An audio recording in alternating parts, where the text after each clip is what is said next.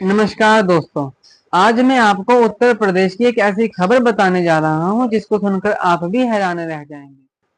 अभी हाल ही में सरकार ने मुफ्त राशन योजना पर सत्यापन शुरू किया था और इसमें पता चला है कि सिर्फ यूपी में ही करीब 71,000 महिलाएं ऐसी पाई गई हैं जो शादीशुदा हैं और सरकारी रिकॉर्ड्स में उनको विधवा दिखा दिया गया है।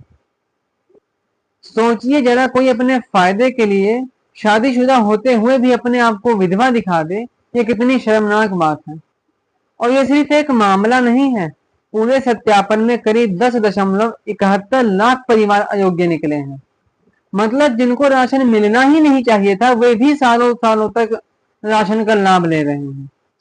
इनमें से करीब 7.5 लाख किसान ऐसे हैं जिनके पास 5 एकड़ से ज्यादा जमीन है, वे भी राशन का फायदा ले रहे हैं। और तो 2.5 लाख आयकर दाता भी मुफ्त राशन का लुत्फ उठा रहे हैं। अब सरकार ऐसे सभी कार्ड रद्द कर रही है और धीरे धीरे गलत लाभार्थियों को बाहर किया जा रहा है। यूपी में अभी भी 3.61 करोड़ राशन कार्ड हैं, जिनमें से अंत्योदय कार्ड वालों को प्रति महीने 35 किलो राशन दिया जाता है, और जो सबसे गरीब श्रेणी में आते हैं। और पात्र गृहस्थी कार्ड वालों के प्रत्येक सदस्य को 5 किलो राशन प्रति महीने दिया जाता है, और ये भी गरीबी रेखा के नीचे गिने जाते हैं। दोस्तों, ये मामला छोटा नहीं है। 10.71 लाख परिवार का अयोग्य निकलना ये बताता है कि व्यवस्था में कितनी बड़ी गड़बड़ी है। और इनमें से सिर्फ 71,000 ही नहीं बल्कि लाखों लोग ऐसे हैं जिनके नाम से गलत तरीके से फायदा उठाया जाता है। अब सवाल ये है कि ये सब हुआ कैसे। इसकी 2 वजहें हो सकती हैं। पहली तो लापरवाही, जिसमें फॉर्म भरते समय या डाटा डालते समय गलत जानकारी चढ़ गई और लाखों और सालों सालों तक वही जानकारी चलती रही।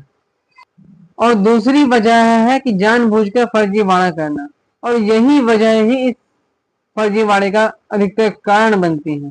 यहाँ के लोग ऐसे हैं कि उनके पास सभी प्रकार की सुविधाएं होने के बावजूद भी वे सरकारी लाभ लेने से पीछे नहीं हटते। और यही लोग तो इन सरकारी सुविधाओं का अधिकतर लाभ लेते हैं, और गरीब तो अपनी गरीबी के कारण इन सुविधाओं का लाभ ले ही नहीं पाता।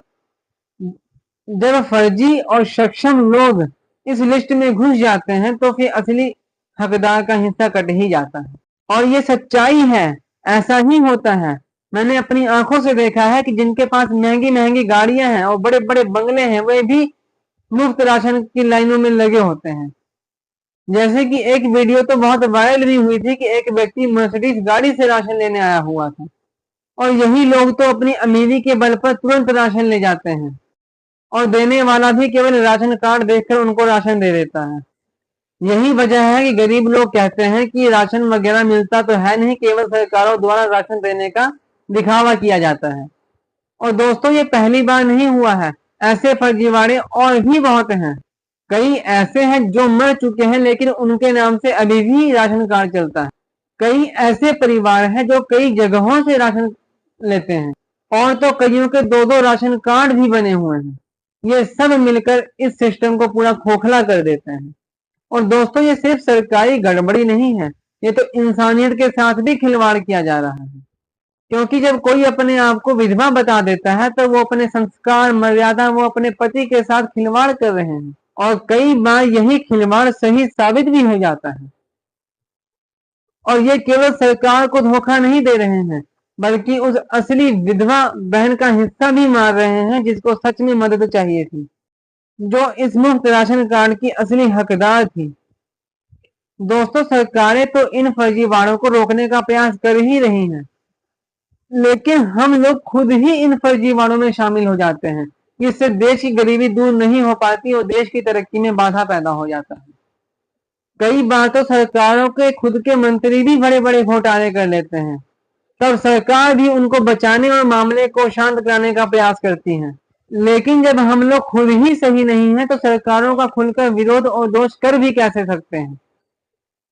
लेकिन जब हम लोग खुद समझदार और देश प्रेमी हो जाएं और देश की तरक्की में हमारी कोई कमी न रहे, तब हम लोग खुलकर सरकार का दोष निकाल भी सकते हैं और उनका विरोध कर भी सकते हैं। और अगर हम सब ईमानदारी से अपने हिस्से का सच निभाएंगे तो न ही सिस्टम बिगड़ेगा और न ही किसी गरीब का हक मारा जाएगा। और आपसे निवेदन है, समझदार बनिए, ईमानदार बनिए और देशभक्त बनिए और देश की तरक्की में अपना योगदान अवश्य दीजिए। जय हिंद, जय भारत।